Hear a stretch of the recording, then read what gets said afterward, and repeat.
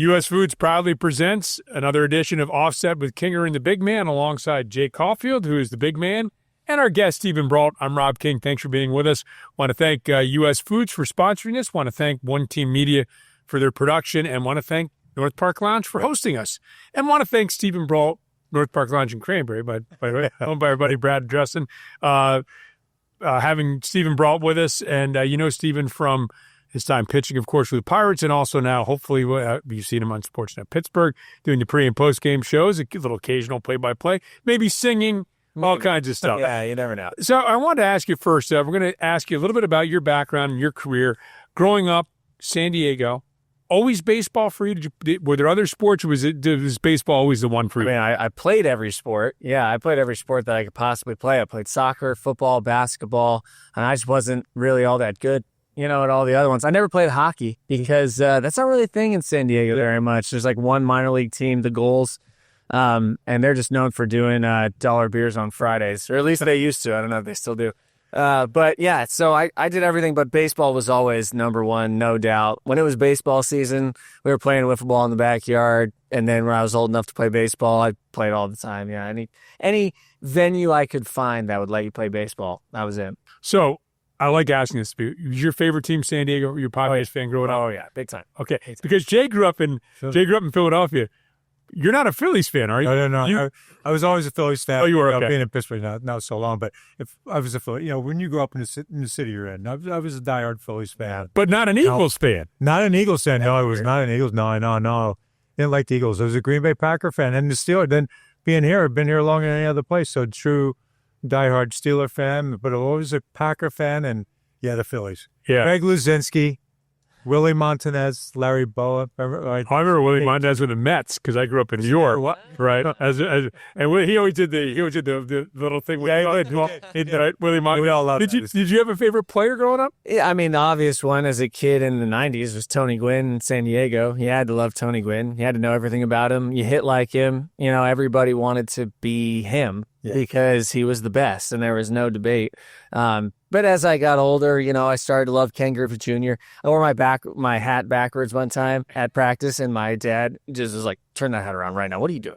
Your dad coached you, right? Oh, yeah. Coached me my whole life, and he did not do the backwards hat thing. Still to this day, if I wear my hat backwards, my dad's like, I don't know. I'm like, Dad, I'm 33 years old. I'm wearing my hat backwards if I want to, but, He's a baseball lifer. He's a big time, actual baseball fan.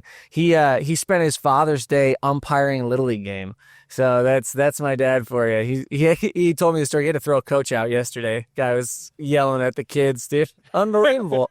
So let me ask you this. So you're coached by your dad. We all know. I coached my girls playing basketball. I have two girls. So when the two girls play, was your dad harder on you? Like, the way it is for all of us, we end up being harder. It's not good for your kids, because you're tougher on them. So how's it for you? He was tough. He was fair, though. His main concern was that you always gave 100% effort. If you didn't run out a ground ball to first base, you were in big trouble. Yeah. But if you went 0 for 4 with 4 strikeouts, he didn't get mad at that. You talk about your approach. You talk about what went wrong at the plate that day, and learn from it and grow.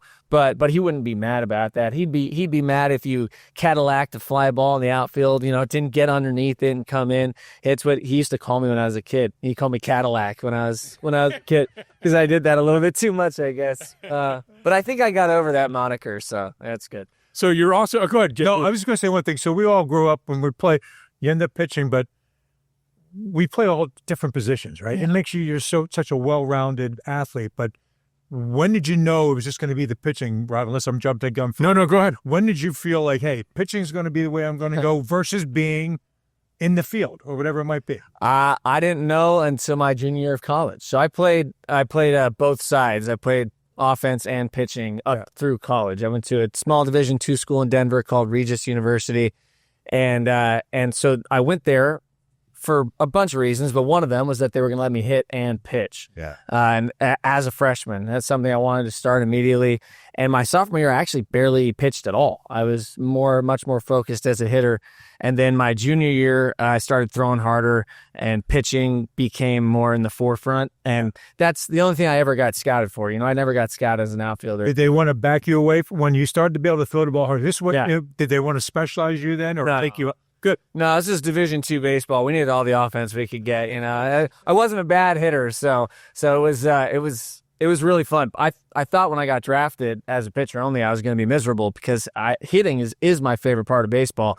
But I knew it was just that wasn't where it was going to be for me. So, but I loved it. Turns out batting practice isn't so bad when all you do is shag. Yeah. So I wanted to ask you guys both about the recruiting process. Never having gone through the recruiting process myself.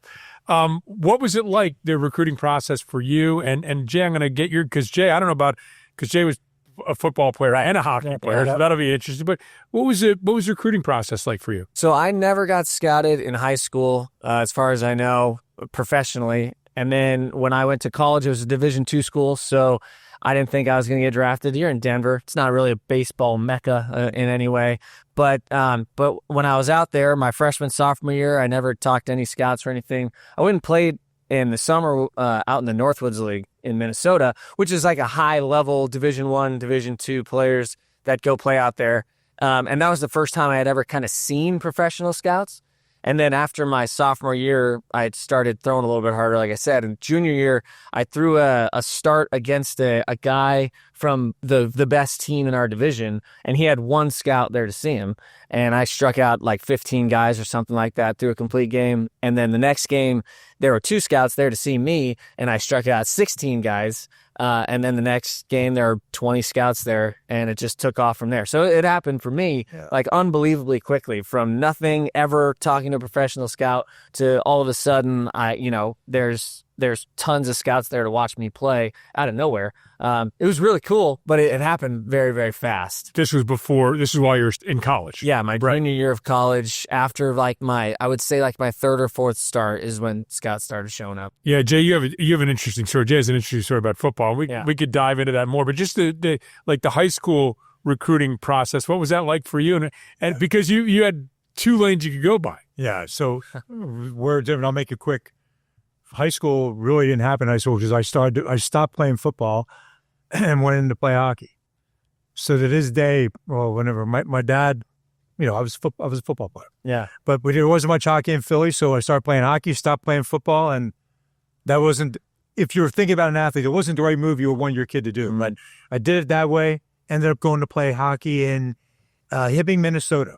Yep, up north. And from there I started playing football. Yeah, right. Bob Dylan's hometown, Bobby Zimmerman. That's right, Rob. We know that. So I started playing football again, though, when I went to Hibbing, and I started getting scholarship offers for football there. Okay. So with that, I chose the University of North Dakota because they would let me skate if I wanted to, because I still wanted to play hockey.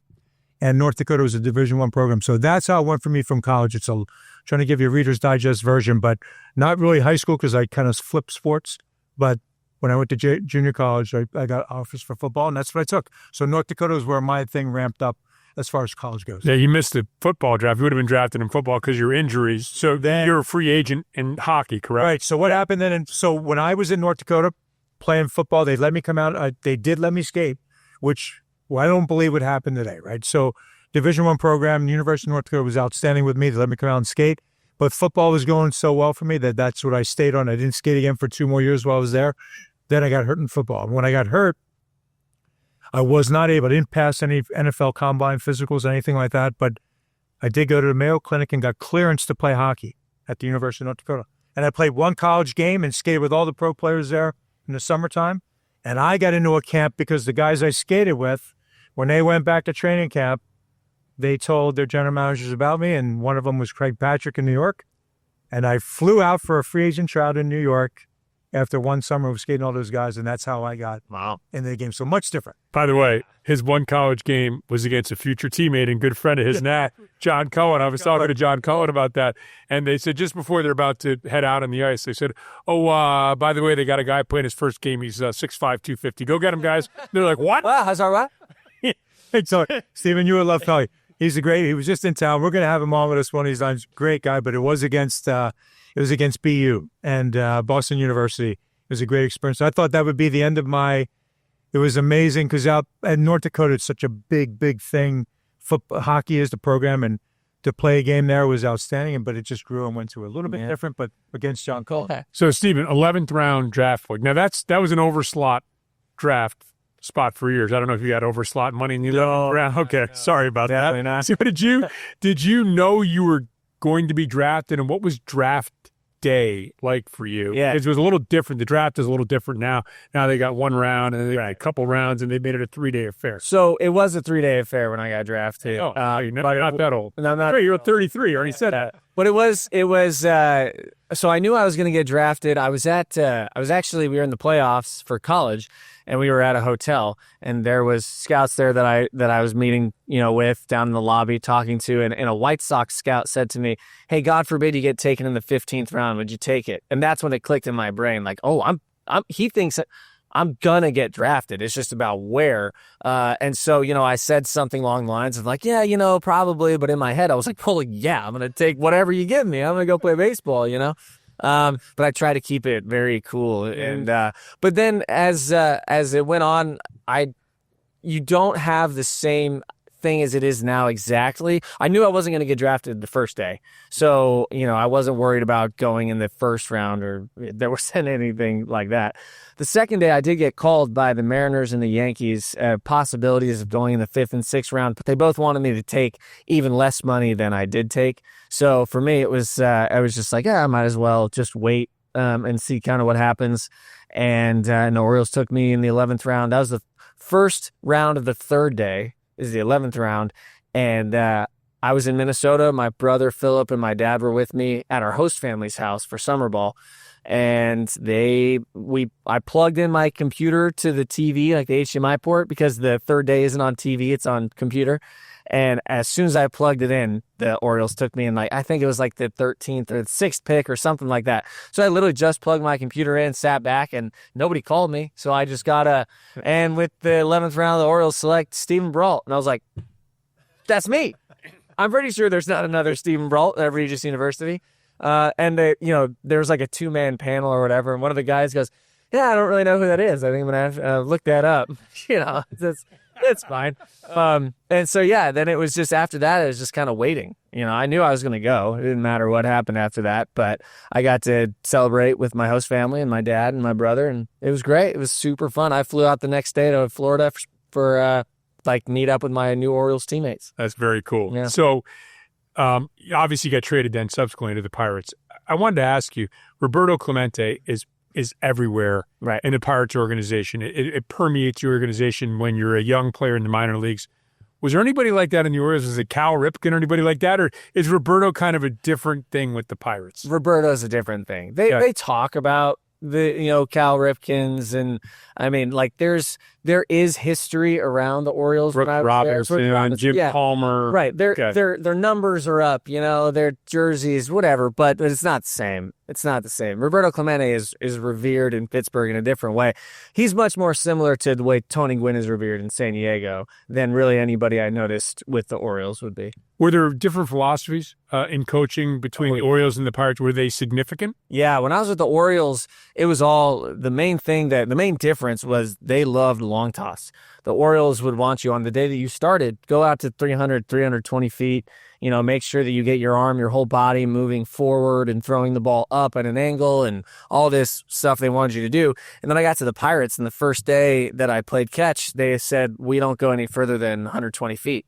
And I was like, I don't like that. I would what do you like further? What's different? I liked long toss. I always felt it helped me feel a lot better. So luckily, the Pirates, by the time I got there, apparently they were pretty strict in the minor leagues before I got there. I've heard a lot of stories, but after I got there, they were starting to be a little bit more loose. So they let me continue to do my long toss routine, which I really liked. The problem was finding somebody else that wanted to do it because most guys were used to not doing it at that point.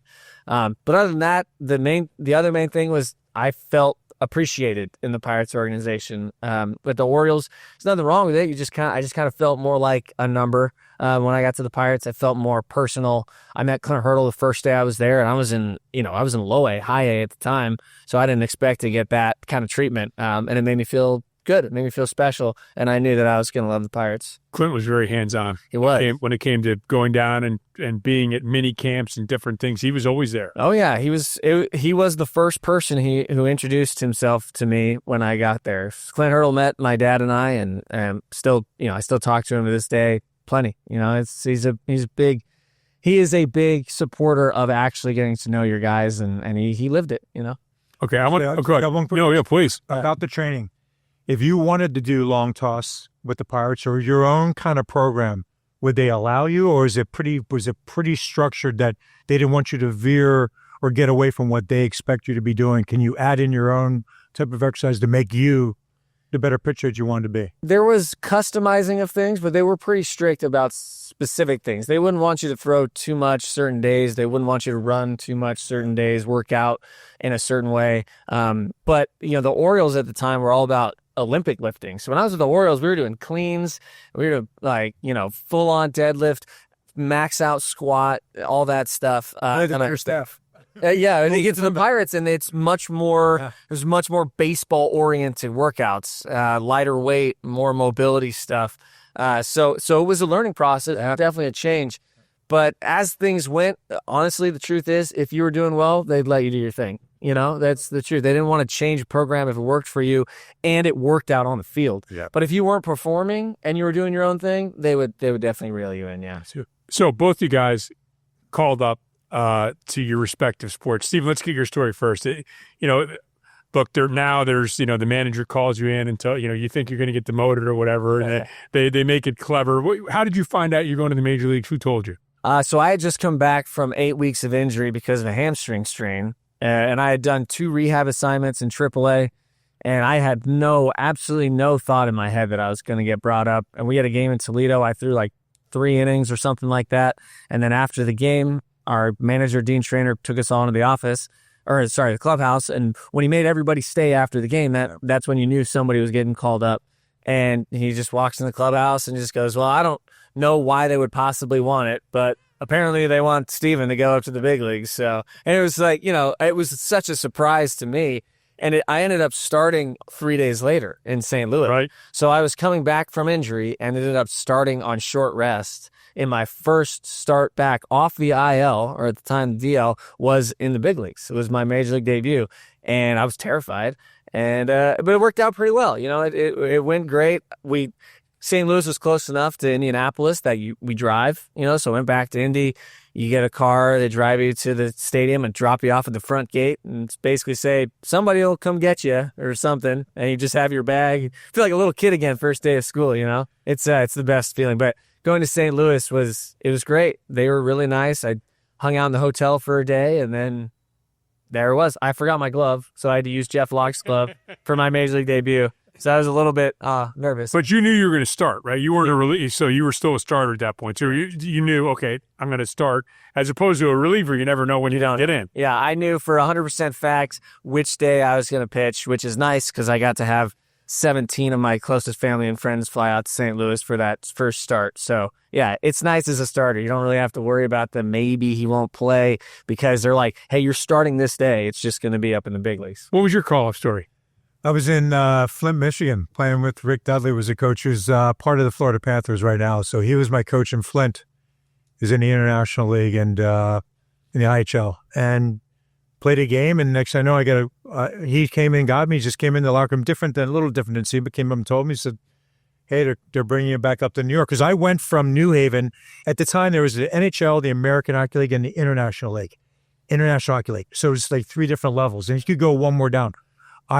I opted to go because he'd play more under Rick Dudley. So I went there I got the call up from there to go to, and the Rangers played Buffalo. So I flew into Buffalo and flew in at night I flew in the day of the game, in the morning. Yeah. I came back, I was in the hotel, then met everybody at the rink, when it was game time. So you play that night? I played that night. Oh, yeah. Nice. Hey, I know you talked about, so I'm still learning about hockey. This is a new thing for me still. But I've heard about the skate, right? Your first day, you do it on your own. You skate on the ice on your own. They didn't do that. We Talked about this on TV. They didn't do that back then. So they started doing that. Not even sure when that started to take place. Maybe 10 years ago. Okay. We didn't do it before. Now, you get in there. The one thing that's different from, like you talked about a glove, when you go to the Rangers from Flint, I don't have the same color uniform in Flint as I did in New York. So when I go there, I'll remember, like, Ron Duguay was a teammate. Pierre LaRouche was my teammate. And they were really being helpful, like giving me gloves that were broken in, just a little bit more, because when you put something on new, like in new gloves, our hands weren't that good. Fourth line player, their hands aren't that good anyway.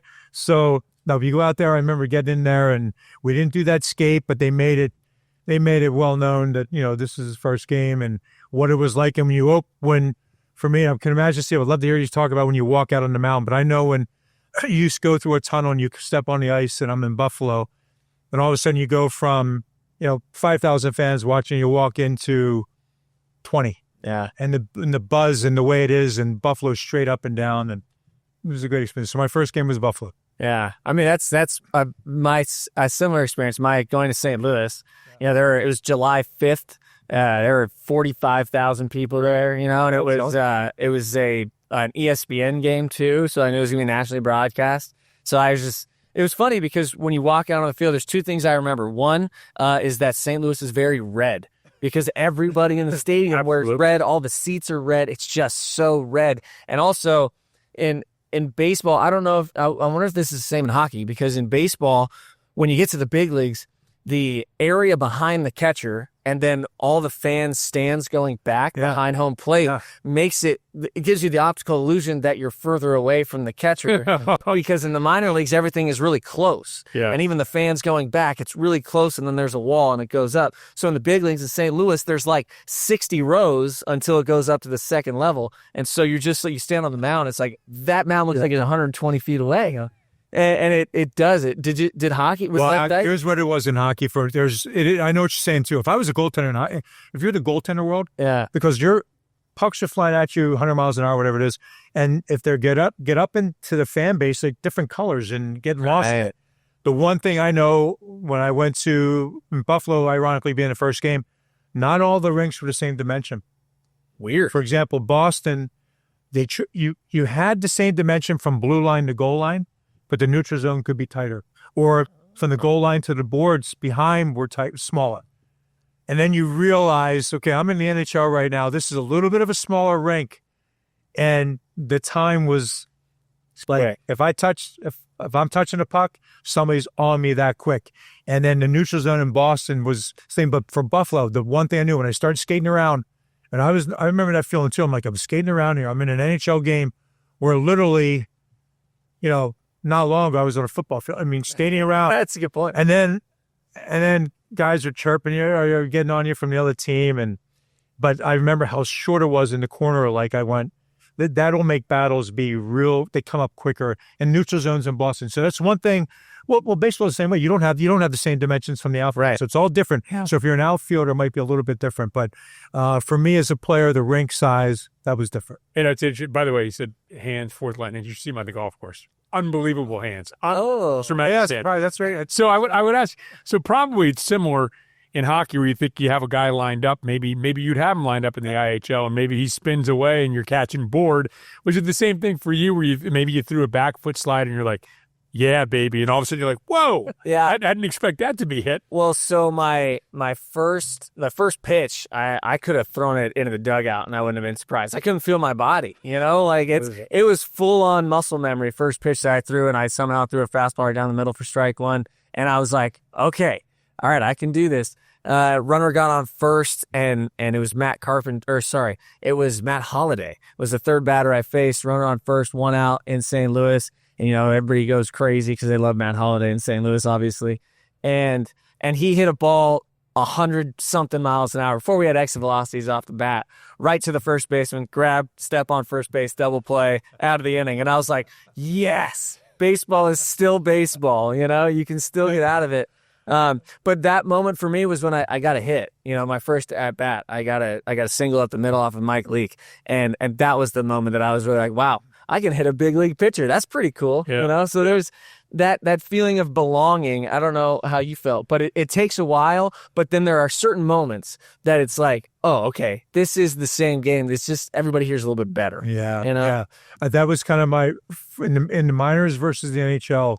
The one thing, the game's quick. I mean, they're bigger, faster.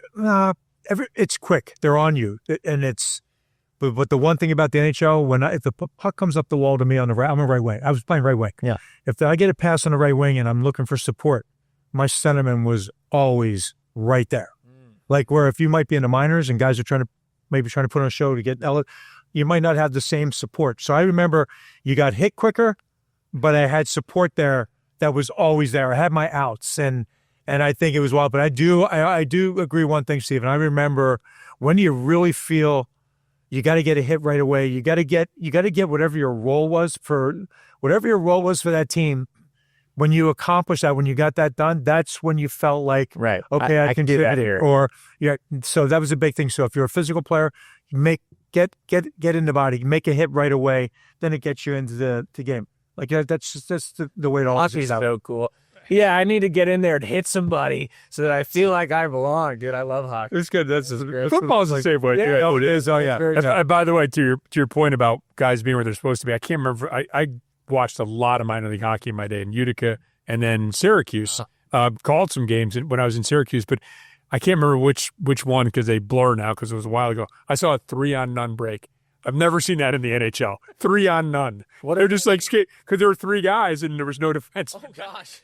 So, like you say, you're forward on support. I'm like, I don't think that's. I think that's the way that was coached up. I think today, like the guys, the minors and what is back then, truly, my first years in the minors were not far from what Slapshot could have been, and kind of like the movie Slapshot. So, but you had older veteran players that were playing their careers out, still playing in the minors, and then you had young guys coming up and trying to make a move. And how you can get a 3-on-0 is when you get maybe an older guy making a change and a young guy flying his own. Right. Yeah. That's how you get a 3-on-0. Exactly. So I wanted to ask you, your first 3 years of the Pirates, 16, 17, 18, the expectations were still pretty high in those years, were they not? Yeah, they were. 16 was weird because, I mean, all of my friends that I came up with in the minor leagues, we all made our debuts in 2016. I think people often forget this, but 2016 was supposed to be the next year that we were going to compete again. Absolutely. Make the playoffs 13, 14, and 15. And the reason it didn't happen was not because the team wasn't good. It was because everybody got hurt. Everybody. On the offensive side and pitching, everybody got hurt. And so there were more than half my team, I would say, at the beginning of the season made our debut in 2016. That was not the plan. I made my debut on July 5th. Tyler Glasnow made his debut July 6th. Like, we're literally back-to-backing major league debuts because so many people were getting hurt. So it was a disappointing season for the organization. But for me, it was just kind of like my first year in the big leagues. I was excited to be there. 17 and 18 is when we wanted to strike. Yeah, we wanted to compete, and it just didn't work out. 2018, we ended up, making the trade at the trade deadline, and it was cool to be part of a team that was buying, that was trying to go on a run, going into the second half of the season.